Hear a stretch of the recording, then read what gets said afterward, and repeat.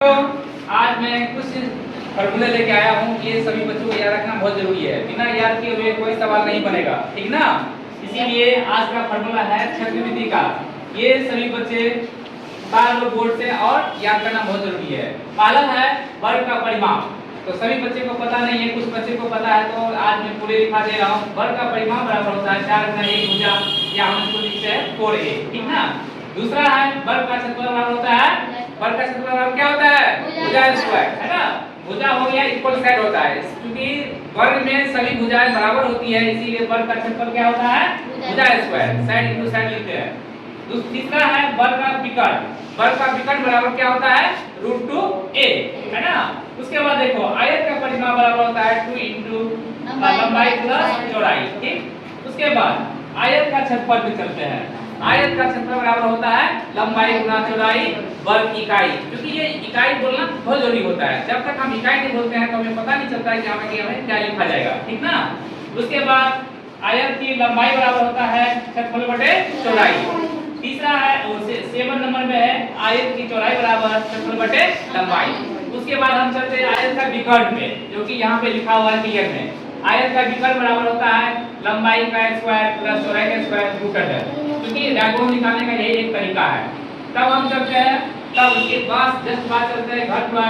इसका होता है घन का आयतन, क्योंकि घन में जो होता है लंबाई भी बराबर होता है, लंबाई चौड़ाई ऊंचाई तीनों आपस में बराबर होता है, इसीलिए घन का आयतन होता है क्या, भुजा की पावर 3 घन इकाई, ठीक।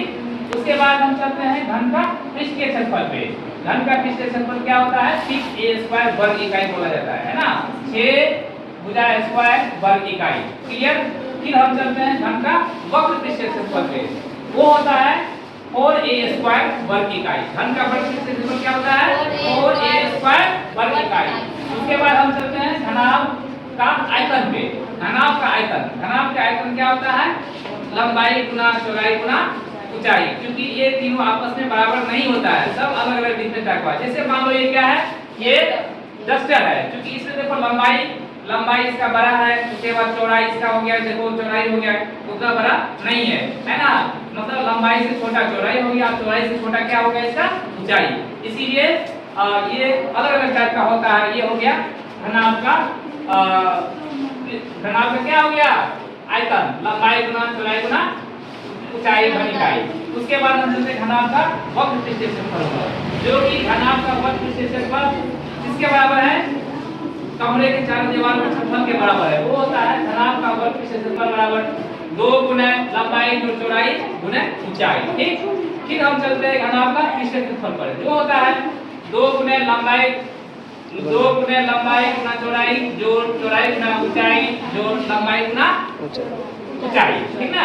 अब हम चलते हैं ये घन घनाभ होने के बाद जब चलते हैं हम त्रिभुज पर, है ना। त्रिभुज का कुछ फॉर्मूले भी बता दे रहा हूँ। जैसे समबाहु में क्या होता है, इसमें सभी भुजाएं आपस में बराबर होता है ना। समबाहु में तीनों भुजाएं बराबर होता है, इसका क्षेत्रफल होता है √3/4a², इसको बोलते हैं √3/4a² वर्ग इकाई, ठीक।